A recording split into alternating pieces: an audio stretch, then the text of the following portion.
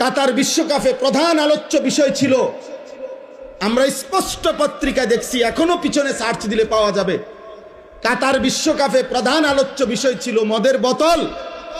কাতার সরকার আইন করছিল স্টেডিয়ামের ভিতরে মদের বোতল সরাসরি খাওয়া যাবে না।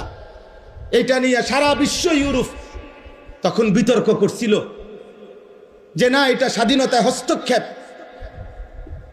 যেখানে অবাধে মদের বোতল।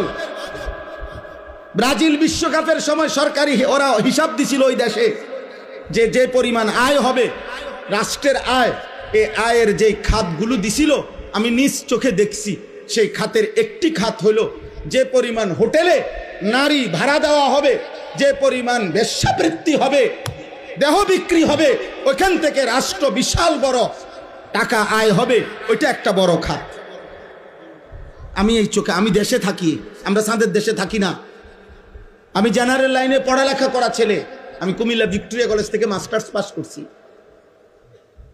সরকারি কওমি 2 লাইনে মাদ্রাসার থেকে পড়ালেখা শেষ করছি, আলহামদুলিল্লাহ। এজন্য বলছি দোস্ত, পৃথিবীর খোঁজ খবর আমরাও রাখি, ইউরোপের প্রতিটা পদক্ষেপ আমরাও খবর রাখি। বলো না আব্বা, তোমরা ইনসাফের সাথে বলো, একটা ছেলে এই একটি ফুটবল বিশ্বকাপকে কেন্দ্র করে কি পরিমাণ জুয়ার খেলা হবে, এক এক খেলোয়াড়ের নামে, দলের নামে কত কোটি কোটি ডলার জুয়া হবে, বলেন।